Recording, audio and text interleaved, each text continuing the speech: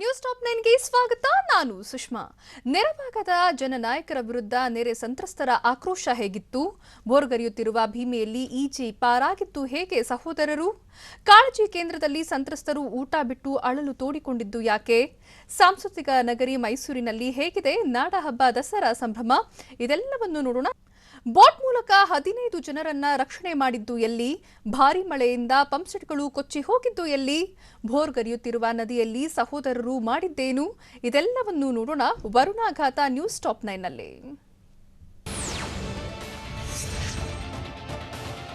ವಿಜಯಪುರ ಜಿಲ್ಲೆಯ ಇಂಡಿ ತಾಲೂಕಿನ ನಡುಗಡ್ಡೆಯಂತಾಗಿರುವಂತಹ ಮಿರಗಿ ಗ್ರಾಮದಿಂದ 15 ಜನರನ್ನ ರಕ್ಷಣೆ ಮಾಡಲಾಗಿದೆ. ಗ್ರಾಮಕ್ಕೆ ಭೀಮಾ ನದಿ ನೀರು ನುಗ್ಗಿ ಗ್ರಾಮ ಜಲಾವೃತವಾಗಿದೆ. ಹೀಗಾಗಿ ಬೋಟ್ ಸಹಾಯದಿಂದ ಸ್ಥಳೀಯರು 15 ಜನರನ್ನ ಕಾಪಾಡಿದ್ದಾರೆ. ನಿನ್ನೆಯಿಂದ ಜನರು ಊರಲ್ಲೇ ಸಿಲುಕಿದ್ದು ಇದುವರೆಗೂ ಯಾವೊಬ್ಬ ಅಧಿಕಾರಿಗಳು ಗ್ರಾಮಕ್ಕೆ ಭೇಟಿ ಕೊಟ್ಟಿಲ್ಲ.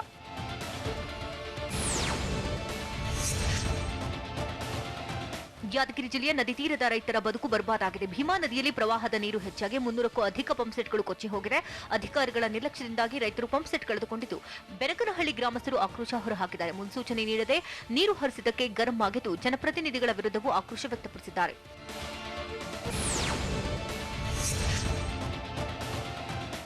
ವಿಜಯಪುರ ಜಿಲ್ಲೆಯ ಚಡಚಣ ತಾಲೂಕಿನಲ್ಲಿ ಭೀಮಾ ನದಿ ಪಾತ್ರದ ಗ್ರಾಮಗಳು ಮುಳುಗಡೆಯ ಭೀತಿ ಎದುರಿಸ್ತಾ ಇದೆ. ಭೀಮಾ ನದಿ ಉಕ್ಕಿ ಹರಿತಾ ಇದ್ದು ಹಳೆ ಉಮರಾಣಿ ಗ್ರಾಮ ನಡುಗಡ್ಡೆಯಂತಾಗಿದೆ. ಗ್ರಾಮದ ಸುತ್ತ 1 ಕಿಲೋಮೀಟರ್ ವ್ಯಾಪ್ತಿಯಲ್ಲಿ ನೀರು ನಿಂತಿದ್ದು ಜನರು ಪರದಾಡುವಂತಾಗಿದೆ. ಗ್ರಾಮದ 30ಕ್ಕೂ ಹೆಚ್ಚು ಜನ ನೀರಲ್ಲಿ ಸಿಲುಕಿದ್ದು ರಕ್ಷಣೆಗೆ ಅಂಗಲಾಚಿದ್ದಾರೆ.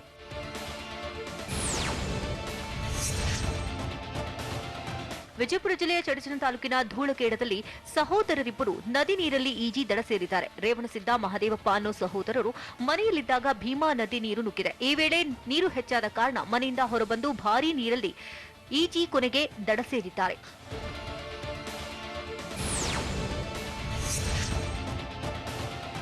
ಬಾಗಲಕೋಟೆ ಜಿಲ್ಲೆಯ ರಬಕವಿ ಬನಹಟ್ಟಿ ತಾಲೂಕಿನಲ್ಲಿರುವಂತಹ ಹಿಪ್ಪರಗಿ ಬ್ಯಾರೇಜ್ನಿಂದ 1.60 ಲಕ್ಷ ಕ್ಯೂಸೆಕ್ಸ್ ನೀರನ್ನ ರಿಲೀಸ್ ಮಾಡಲಾಗಿದೆ. ನೀರು ಬಿಡುಗಡೆ ಮಾಡಿರುವುದರಿಂದ ಚಿಕ್ಕಪಡಸಲಗಿ ಬಳಿ ಶ್ರಮಬಿಂದು ಸಾಗರ ಬ್ಯಾರೇಜ್ ಜಲಾವೃತವಾಗಿದೆ. ನದಿ ಪಾತ್ರದ ಜನರನ್ನ ಹೈರಾಣಾಗಿಸಿದೆ.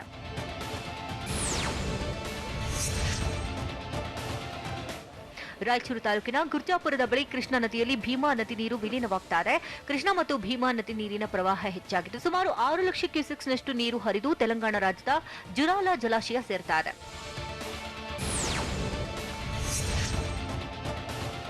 ಕಲಬುರಗಿ ತಾಲೂಕಿನ ಹಾಗರಗುಂಡಗಿ ಗ್ರಾಮಕ್ಕೆ ನೀರು ನುಗ್ಗಿ ಅನೇಕ ಮನೆಗಳು ಜಲಾವೃತವಾಗಿದೆ. ಭೀಮಾ ನದಿ ಉಕ್ಕಿ ಹರಿತಾ ಇದ್ದು ಪ್ರವಾಹದ ನೀರು ಗ್ರಾಮವನ್ನು ಸುತ್ತುವರೆದಿದೆ. ಇದರಿಂದಾಗಿ ಗ್ರಾಮದ 50ಕ್ಕೂ ಹೆಚ್ಚು ಮನೆಗಳು ಮುಳುಗಡೆಯಾಗಿದೆ. ಗ್ರಾಮದ ಸಮೀಪ ನದಿ ನೀರಲ್ಲಿ ಪ್ರಾಣಿಗಳ ಕಳೆಬರಹ ತೇರಿಕೊಂಡು ಬರ್ತಿದೆ.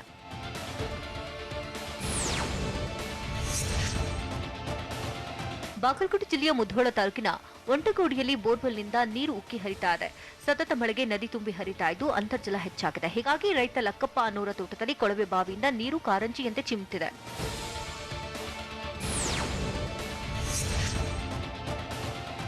ಬೀದರ್ ಜಿಲ್ಲೆಯ ಬಸವ ಕಲ್ಯಾಣ ತಾಲೂಕಿನ ಖೇಡ್ರಾ ಬಳಿ ಇರುವಂತಹ ಅಫರ್ ಮುಲ್ಲಾಮುರಿ ಡ್ಯಾಂ ಮೈದುಂಬಿ ಹರಿತಿದೆ. 500 ಕ್ಯೂಸೆಕ್ಸ್ ನೀರನ್ನು ಜಲಾಶಯದಿಂದ ಹೊರಬಿಡಲಾಗ್ತಾ ಇದೆ. ಇದರಿಂದಾಗಿ ನದಿ ಪಾತ್ರದಲ್ಲಿನ ಅಪಾರ ಪ್ರಮಾಣದ ಬೆಳೆ ಹಾಳಾಗಿದೆ. ಡ್ಯಾಂನಲ್ಲಿ ನೀರು ಸಂಗ್ರಹವಾಗಿರುವಂತಹ ದೃಶ್ಯ ನೀರು ಹೊರಹೋಗ್ತಾ ಇರೋ ಸೀನ್ ಡ್ರೋನ್ ಕ್ಯಾಮೆರಾದಲ್ಲಿ ಸೆರೆಯಾಗಿದೆ. ಸೇತುವೆ ಬಿರುಕು ಬಿಟ್ಟು ಸಂಚಾರ ಬಂದಾಗಿದ್ದು ಎಲ್ಲಿ? ವರ್ಣನ ಆರ್ಭಟದ ನಡುವೆ ಯಾವ ಬ್ಯಾರೇಜ್ನ ಕ್ರಸ್ಟ್ ಗೇಟ್ನಲ್ಲಿ ಸಮಸ್ಯೆ ಕಂಡುಬಂತು? ಊರಿಂದ ನಮ್ಮನ್ನ ಸ್ಥಳಾಂತರಿಸಿ ಅಂತ ಮನವಿ ಮಾಡಿದ ಗ್ರಾಮಸ್ಥರು ಯಾರು? ಇದೆಲ್ಲವನ್ನು ನೋಡೋಣ ಜಲಾಸುರ ನ್ಯೂಸ್ ಟಾಪ್ 9ನಲ್ಲಿ. ಕಲಬುರಗಿ ಜಿಲ್ಲೆಯ ಅಫ್ಜಲ್ಪುರ ತಾಲೂಕಿನ ಸೊನ್ನು ಗ್ರಾಮದ ಬಳಿ ಇರೋ ಸೇತುವೆಯಲ್ಲಿ ಬಿರುಕು ಕಾಣಿಸಿಕೊಂಡಿದೆ. ಭಾರದ ಟ್ರಕ್ಗಳ ಸಂಚಾರದಿಂದ ಬ್ರಿಡ್ಜ್ ಅಲುಗಾಡುತ್ತಿದೆ. ಈ ಬಗ್ಗೆ ಟಿವಿ9 ವರದಿ ಮಾಡ್ತಾ ಇದ್ದಂತೆ ವಾಹನ ಸಂಚಾರ ನಿಷೇಧಿಸಲಾಗಿದೆ. ಬ್ರಿಡ್ಜ್ನ ಮತ್ತೊಂದು ತುದಿಯಲ್ಲಿ ಭೀಮಾ ನದಿ ಉಕ್ಕಿ ಹರಿತಾ ಇದ್ದು ಸೊನ್ನ ಬ್ರಿಡ್ಜ್ ಅಪಾಯದ ಕರೆಗಂಟೆ ಬಾರಿಸುತ್ತದೆ.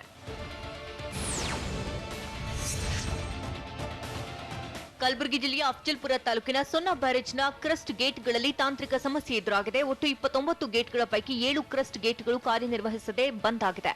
ಬ್ಯಾರೇಜ್ ಬಳಿ ಇರೋ ಘಟಕದ ಕಟ್ಟಡವೊಂದು ಕುಸಿದಿದ್ದು ವಿದ್ಯುತ್ ಉತ್ಪಾದನೆ ಕೂಡ ಸ್ಥಗಿತಗೊಂಡಿದೆ.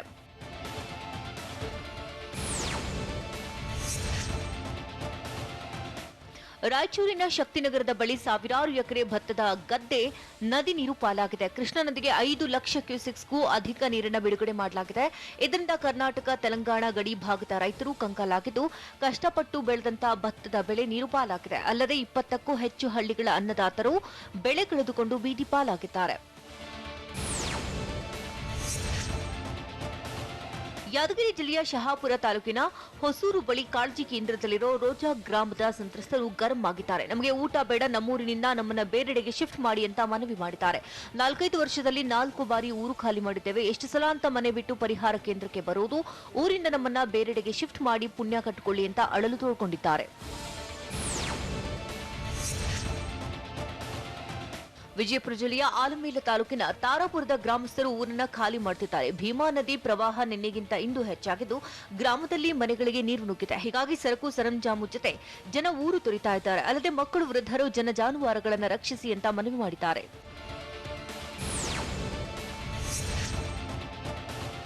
ವಿಜಯಪುರ, ಕಲಬುರಗಿ ಜಿಲ್ಲೆಗಳ ಮಧ್ಯೆ ಇರತಕ್ಕಂಥ ಸೊನ್ನಾ ಬ್ಯಾರೇಜ್ನಿಂದ 8,10,000 ಕ್ಯೂಸೆಕ್ಸ್ ನೀರನ್ನ ಭೀಮಾ ನದಿಗೆ ಹರಿಸಲಾಗ್ತಾ ಇದೆ.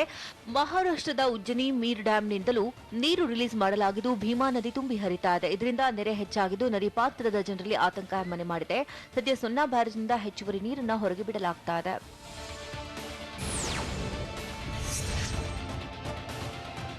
ಬೆಳಗಾವಿ ಜಿಲ್ಲೆಯ ಚಿಕ್ಕೋಡಿ ತಾಲೂಕಿನ ಅಂಕಲಿ ಸಮೀಪ ಜಮೀನುಗಳಿಗೆ ನೀರು ನುಗ್ಗಿದೆ. ಕೃಷ್ಣಾ ನದಿ ನೆರೆಗೆ ಗ್ರಾಮದ ಬಳಿ ಹಳ್ಳವೊಂದು ತುಂಬಿ ಹರಿತಾ ಇದ್ದು ಹಳ್ಳ ಪಕ್ಕದ ಮನೆಗಳು ಜಲಾವೃತವಾಗಿದೆ. ಅಲ್ಲದೆ ಕಬ್ಬು ಸೇರಿ ಹಲವು ಬೆಳೆಗಳು ಪೂರ್ಣ ಮುಳುಗಡೆಯಾಗಿದೆ. ಇದರಿಂದ ಗ್ರಾಮಸ್ಥರು ಮತ್ತು ರೈತರು ಕಂಗಾಲಾಗಿದ್ದು ರಕ್ಷಣೆಗೆ ಮನವಿ ಮಾಡಿದ್ದಾರೆ.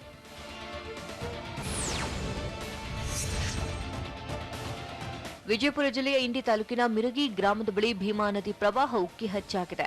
ನೆರೆ ನೀರು ಗ್ರಾಮಕ್ಕೆ ನುಗ್ಗಿದ್ದು ಮನೆಗಳು, ದೇವಸ್ಥಾನಗಳು ಜಲಾವೃತವಾಗಿದೆ. ಗ್ರಾಮದ ರಸ್ತೆಗಳು ಕೆರೆಯಂತಾಗಿದ್ದು ಮುಳುಗಡೆಯಾಗಿದೆ. ಹೀಗಾಗಿ ಭೀಮಾ ನದಿ ಪ್ರವಾಹಕ್ಕೆ ಜನ ಭಯಭೀತರಾಗಿದ್ದಾರೆ.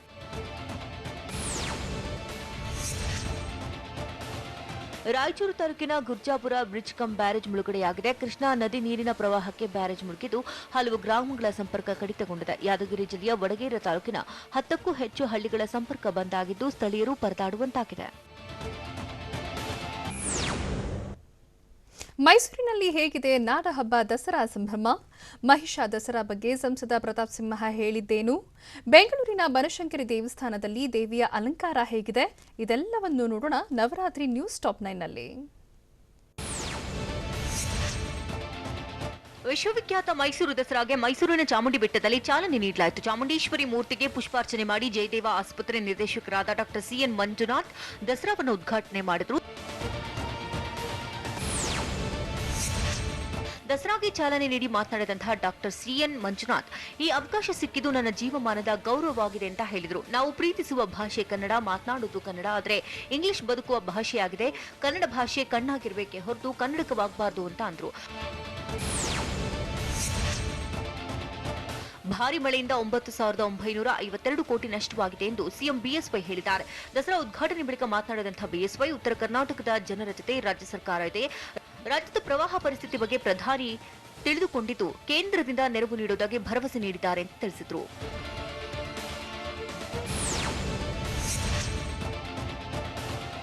ದಸರಾ ಉದ್ಘಾಟನೆ ವೇಳೆ ಕೊರೋನಾ ವಾರಿಯರ್ಗಳನ್ನ ಸಿಎಂ ಬಿಎಸ್ವೈ ಸ್ಮರಿಸಿದ್ರು. ವಾರಿಯರ್ಸ್ಗೆ ವಿಶೇಷ ಕೃಪೆಗೆ ದೇವಿ ಚಾಮುಂಡಿ ಬಳಿ ಪ್ರಾರ್ಥನೆ ಮಾಡಿರುವುದಾಗಿ ಸಿಎಂ ಹೇಳಿದರು. ಅಲ್ಲದೆ ಕರ್ನಾಟಕ ಆರ್ಥಿಕವಾಗಿ ಸದೃಢವಾಗಲು ಶ್ರಮಿಸುತ್ತಾ ಇದ್ದೇನೆ. ಪ್ರವಾಹದಿಂದ ತತ್ತರಿಸುವಂತಹ ಜಿಲ್ಲೆಗಳಲ್ಲಿ ಎಲ್ಲ ರೀತಿಯ ಪರಿಹಾರಕ್ಕೆ ಸರ್ಕಾರ ಕ್ರಮ ಕೈಗೊಳ್ಳುವುದಾಗಿ ತಿಳಿಸಿದರು.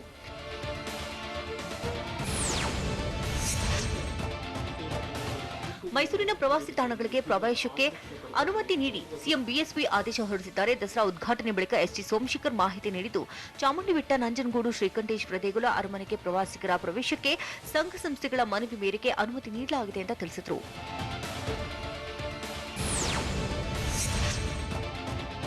ಮಹಿಷ ದಸರಾಗೆ ಸಂಸದ ಪ್ರತಾಪ್ ಸಿಂಹ ಕಿಡಿಕಾರಿದ್ದಾರೆ. ದಸರಾ ಉದ್ಘಾಟನಾ ಕಾರ್ಯಕ್ರಮದಲ್ಲಿ ಮಾತನಾಡಿದಂತಹ ಅವರು, ಹಿಂದೂ ಧರ್ಮದಲ್ಲಿ ವೈವಿಧ್ಯತೆಯಲ್ಲಿ ಏಕತೆ ಇದೆ, ಆದರೆ ಬೇರೆ ಧರ್ಮದವರಿಗೆ ಇಂತಹ ಮನಸ್ಥಿತಿ ಇರೋದಿಲ್ಲ. ಇದು ಜಾತ್ಯತೀತರೆಂದು ಹೇಳಿಕೊಳ್ಳುವವರಿಗೆ ಅರ್ಥವಾಗಲ್ಲ ಅಂತ ಹೇಳಿದರು.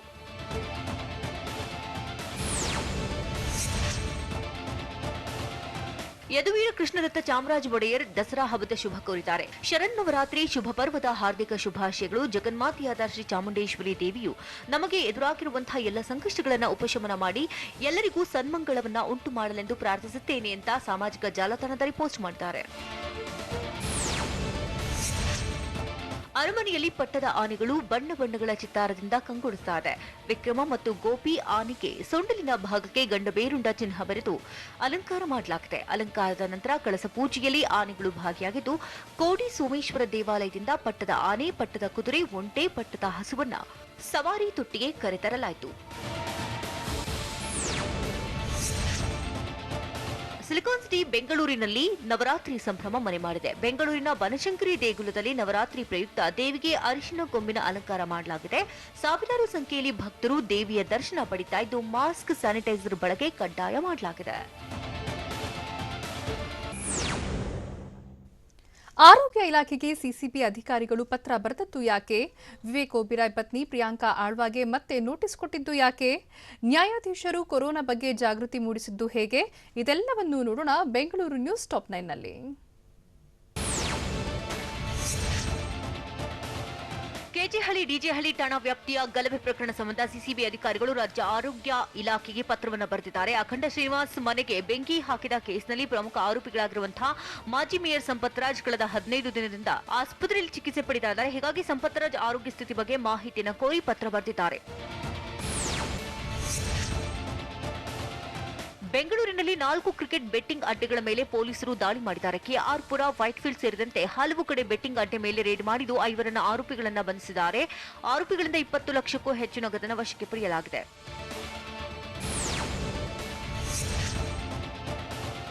ಸ್ಯಾಂಡಲ್ವುಡ್ಗೆ ಡ್ರಗ್ಸ್ ಜಾಲದ ನಂಟು ಆರೋಪ ಪ್ರಕರಣ ಸಂಬಂಧ ಪ್ರಿಯಾಂಕಾ ಆಳ್ವಾಗೆ ಸಿಸಿಬಿ ಮತ್ತೊಂದು ನೋಟಿಸ್ ನೀಡಿದೆ. ನಿನ್ನೆ ವಿಚಾರಣೆಗೆ ಹಾಜರಾಗುವಂತೆ ಸೂಚಿಸಿ ಸಿಸಿಬಿ ನೋಟಿಸ್ ಅನ್ನು ಕೊಟ್ಟಿತ್ತು. ಆದರೆ ವಿಚಾರಣೆಗೆ ಪ್ರಿಯಾಂಕಾ ಆಳ್ವಾ ಗೈರಾದ ಹಿನ್ನೆಲೆಯಲ್ಲಿ ಅಕ್ಟೋಬರ್ 20ರಂದು ವಿಚಾರಣೆಗೆ ಹಾಜರಾಗಲು ಮತ್ತೊಂದು ನೋಟಿಸ್ ನೀಡಲಾಗಿದೆ.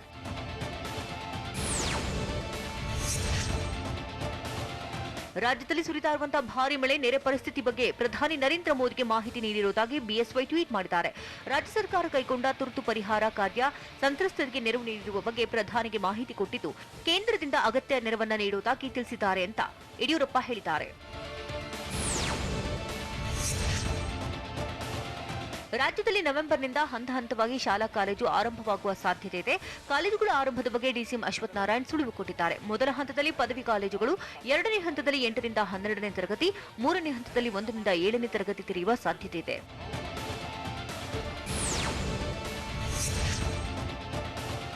ಕೊರೋನಾ ಸೋಂಕಿನ ಬಗ್ಗೆ ಆನೇಕಲ್ ನ್ಯಾಯಾಲಯದ ಎಲ್ಲಾ ನ್ಯಾಯಾಧೀಶರು ಜಾಗೃತಿ ಮೂಡಿಸಿದ್ದಾರೆ.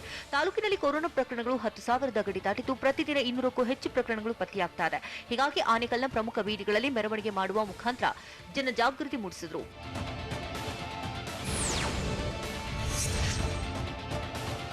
ಇದು ದಿವಂಗತ ನಟ ಚಿರಂಜೀವಿ ಸರ್ಜಾ 36ನೇ ಹುಟ್ಟುಹಬ್ಬ. ಹೀಗಾಗಿ ನೆಲಗುಳಿ ಗ್ರಾಮದ ಬೃಂದಾವನ ಫಾರ್ಮ್ ಹೌಸ್ನಲ್ಲಿರುವಂತಹ ಚಿರು ಸಮಾಧಿಗೆ ಮೇಘನರಾಜ್ ಹಾಗೂ ಕುಟುಂಬಸ್ಥರು ಪೂಜೆ ಸಲ್ಲಿಸಲಿದ್ದಾರೆ. ಇನ್ನು ಫಾರ್ಮ್ ಹೌಸ್ ಒಳಗೆ ಬಿಡದ ಕಾರಣ ಗೇಟ್ನಲ್ಲೇ ನಿಂತು ಕೇಕ್ ಕತ್ತರಿಸಿ ಅಭಿಮಾನಿಗಳು ಹುಟ್ಟುಹಬ್ಬ ಆಚರಿಸಿದ್ದಾರೆ.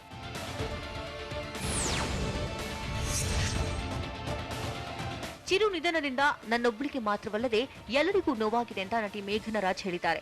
ಬೇಬಿ ಶವರ್ ಚಿರು ಕನಸಿನಂತೆ ಈಡೇರಿದೆ. ಅವರ ಕನಸನ್ನ ನನ್ನ 2 ಫ್ಯಾಮಿಲಿ ಹಾಗೂ ಧ್ರುವ ನನಸು ಮಾಡಿದ್ದಾರೆ. ಆ ದಿನ ನನಗೆ ತುಂಬಾ ಸ್ಪೆಷಲ್ ಆಗಿದೆ ಅಂತ ಹೇಳಿದ್ರು.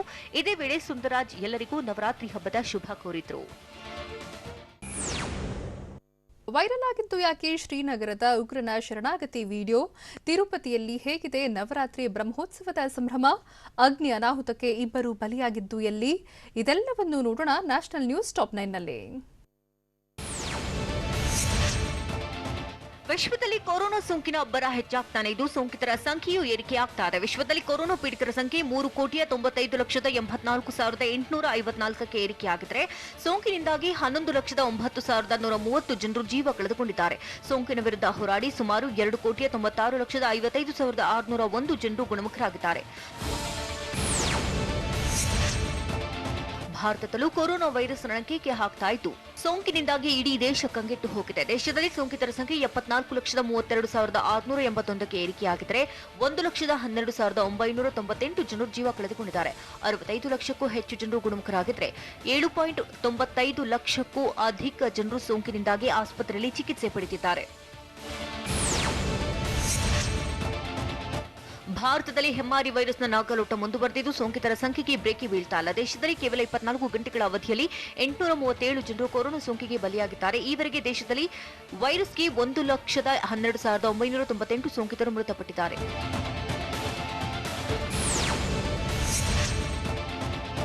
ಆಂಧ್ರಪ್ರದೇಶದಲ್ಲಿ ಕೊರೋನಾ ಅಬ್ಬರಿಸ್ತಾನಿದೆ. ಸೋಂಕಿತರ ಸಂಖ್ಯೆ 7,75,470ಕ್ಕೆ ಏರಿಕೆಯಾಗಿದೆ. ಕಳೆದ 24 ಗಂಟೆಗಳ ಅವಧಿಯಲ್ಲಿ 3,967 ಕೊರೋನಾ ಪಾಸಿಟಿವ್ ಪ್ರಕರಣಗಳು ದಾಖಲಾಗಿದ್ದು 25 ಸೋಂಕಿತರು ವೈರಸ್ಗೆ ಬಲಿಯಾಗಿದ್ದಾರೆ. 38,979 ಸಕ್ರಿಯ ಸೋಂಕಿತರಿಗೆ ಚಿಕಿತ್ಸೆ ನೀಡಲಾಗುತ್ತಿದೆ.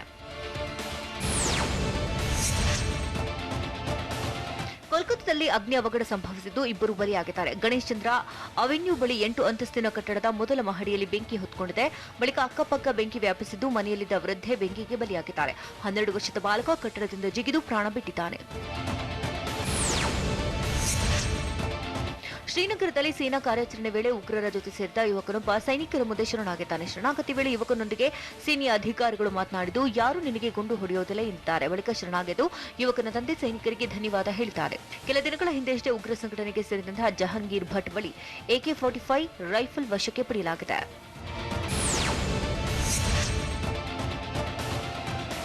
ಆಂಧ್ರಪ್ರದೇಶದ ತಿರುಮಲದಲ್ಲಿ ನವರಾತ್ರಿ ಬ್ರಹ್ಮೋತ್ಸವದ ಸಂಭ್ರಮ ಮನೆ ಮಾಡಿದೆ. ಇಂದು ನವರಾತ್ರಿ 2ನೇ ದಿನದ ಕಾರ್ಯಕ್ರಮಗಳು ನಡೀತಾ ಇದ್ದು ಬೆಳಗ್ಗೆ 9 ರಿಂದ 10 ಗಂಟೆವರೆಗೆ ಚಿನ್ನಶೇಷ ವಾಹನದ ಮೇಲೆ ಶ್ರೀಕೃಷ್ಣನ ಅವತಾರದಲ್ಲಿ ಮಲಯಪ್ಪ ಸ್ವಾಮಿಯ ಮೆರವಣಿಗೆ ಮಾಡಲಾಯಿತು.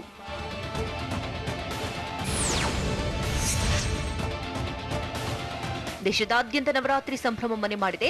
ಜಮ್ಮುವಿನ ಕಾಟ್ರಾದ ತ್ರಿಕುಟ ಬೆಟ್ಟದಲ್ಲಿರುವ ಪ್ರಸಿದ್ಧ ಯಾತ್ರಾ ಸ್ಥಳ ವೈಷ್ಣೋದೇವಿ ದೇಗುಲವನ್ನು 5 ತಿಂಗಳ ಬಳಿಕ ತೆರೆದಿದ್ದು ನವರಾತ್ರಿ ಪ್ರಯುಕ್ತ ವಿಶೇಷ ಪೂಜಾ ಕೈಂಕರ್ಯ ಕೈಗೊಳ್ಳಲಾಗಿದೆ. ಇನ್ನು ಉತ್ತರ ಪ್ರದೇಶದ ಬಲರಾಂಪುರದಲ್ಲಿ ಸಿಎಂ ಯೋಗಿ ಆದಿತ್ಯನಾಥ್ ದೇವಿಗೆ ಪೂಜೆ ಸಲ್ಲಿಸಿದರು. ಬರೋಬ್ಬರಿ 7 ತಿಂಗಳ ನಂತರ ಶಬರಿಮಲೆಯ ಅಯ್ಯಪ್ಪ ಭಕ್ತರಿಗೆ ದರ್ಶನ ನೀಡುತ್ತಿದ್ದಾನೆ. ಅಕ್ಟೋಬರ್ 21ರವರೆಗೆ ದೇವಸ್ಥಾನದಲ್ಲಿ ವಿಶೇಷ ಪೂಜೆ ನಡೆಯಲಿದ್ದು ದಿನಕ್ಕೆ 250 ಭಕ್ತರಿಗೆ ಅವಕಾಶ ನೀಡಲಾಗುತ್ತದೆ. ವರ್ಚುವಲ್ ಕ್ಯೂ ಪೋರ್ಟಲ್ನಲ್ಲಿ ಹೆಸರು ನೋಂದಾಯಿಸಿಕೊಂಡವರಿಗೆ ಪಂಪೇಸ್ ಕ್ಯಾಂಪ್ನಿಂದ ಶಬರಿಮಲೆ ಬೆಟ್ಟ ಹತ್ತಲು ಅವಕಾಶ ನೀಡಲಾಗಿದೆ. ಕೋವಿಡ್ ನೆಗೆಟಿವ್ ವರದಿ ಕಡ್ಡಾಯ ಮಾಡಲಾಗಿದೆ. ಚೆನ್ನೈಗೆ ಇಂದಿನ ಪಂದ್ಯ ಎಷ್ಟು ಮಹತ್ವದ್ದು? ಐಪಿಎಲ್ನಲ್ಲಿ ಪದಾರ್ಪಣೆ ಮಾಡಿದ ಮತ್ತೊಬ್ಬ ಆಸೀಸ್ ಆಟಗಾರ ಯಾರು?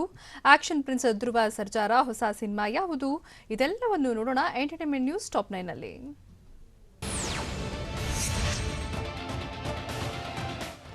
ಐಪಿಎಲ್ನ ಇಂದಿನ 2ನೇ ಪಂದ್ಯದಲ್ಲಿ ಚೆನ್ನೈ ಸೂಪರ್ ಕಿಂಗ್ಸ್ ಹಾಗೂ ಡೆಲ್ಲಿ ಕ್ಯಾಪಿಟಲ್ಸ್ ತಂಡಗಳು ಮುಖಾಮುಖಿಯಾಗಲಿದೆ. ಶಾರ್ಜಾದಲ್ಲಿ ಈ ಪಂದ್ಯ ನಡೆಯಲಿದ್ದು ಗೆಲುವಿಗಾಗಿ ಬಿಗ್ ಫೈಟ್ ನಡೆಸಲಿವೆ. 2ನೇ ಸ್ಥಾನದಲ್ಲಿರುವಂತಹ ಡೆಲ್ಲಿ ಅಗ್ರಸ್ಥಾನಕ್ಕೇರೋ ತವಕದಲ್ಲಿದೆ.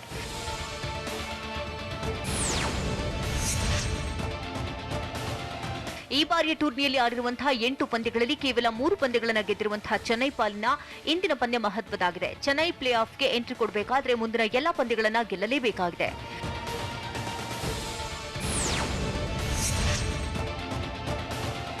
ಕೋಲ್ಕತ್ತಾ ನೈಟ್ ರೈಡರ್ಸ್ ವಿರುದ್ಧದ ಪಂದ್ಯದಲ್ಲಿ 8 ವಿಕೆಟ್ಗಳ ಭರ್ಜರಿ ಗೆಲುವು ಸಾಧಿಸಿದಂತಹ ಮುಂಬೈ ಇಂಡಿಯನ್ಸ್ ಪಾಯಿಂಟ್ಸ್ ಪಟ್ಟಿಯಲ್ಲಿ ಅಗ್ರಸ್ಥಾನಕ್ಕೇರಿದೆ. ಒಟ್ಟು 8 ಪಂದ್ಯಗಳನ್ನಾಡಿರುವಂತಹ ಮುಂಬೈ 6 ಪಂದ್ಯಗಳಲ್ಲಿ ಗೆದ್ದು 12 ಅಂಕಗಳನ್ನು ಗಳಿಸಿದೆ.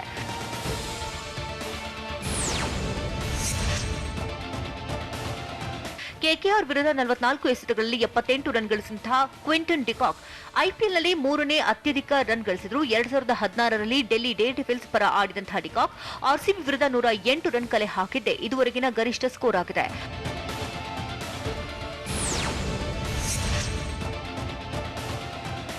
ಮುಂಬೈ ಇಂಡಿಯನ್ಸ್ ವಿರುದ್ಧದ ಕಣಕ್ಕಿಳಿದಂತಹ ಕೆಕೆಆರ್ ತಂಡದ ಕ್ರಿಸ್ ಗ್ರೀನ್ ಐಪಿಎಲ್ನಲ್ಲಿ ಚೊಚ್ಚಲ ಪಂದ್ಯವಾಡಿದ್ರು. 2.5 ಓವರ್ ಬೌಲಿಂಗ್ ಮಾಡಿದಂತಹ ಆಸ್ಟ್ರೇಲಿಯಾದ ಸ್ಪಿನ್ನರ್ 24 ರನ್ ನೀಡಿದ್ರು 1 ವಿಕೆಟ್ ಪಡೆಯಲಿಲ್ಲ.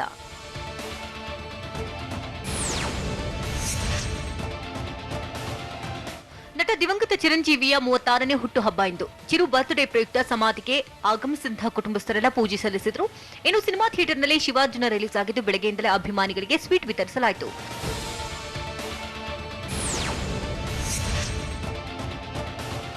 ನಟ ಧ್ರುವ ಸರ್ಜಾನ ಮತ್ತೊಂದು ಸಿನಿಮಾ ಲಾಂಚ್ ಆಗಿದೆ. ಜಾಂಬವ ಅನ್ನೋ ಟೈಟಲ್ನಲ್ಲಿ ಸಿನಿಮಾ ಲಾಂಚ್ ಆಗಿದೆ. ಸರಳವಾಗಿ ಸ್ಕ್ರಿಪ್ಟ್ ಪೂಜೆಯನ್ನ ಮಾಡಲಾಯಿತು. ಈ ಚಿತ್ರಕ್ಕಾಗಿ ನಟ ಧ್ರುವ look ಬದಲಿಸಿಕೊಳ್ಳಲಿದ್ದಾರೆ.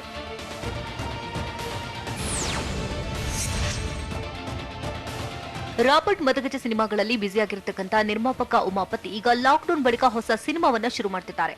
October 19ರಂದು cinema launch ಆಗಲಿದ್ದು Chikkanna ಮುಖ್ಯ ಪಾತ್ರದಲ್ಲಿ ಅಭಿನಯಿಸಲಿದ್ದಾರೆ.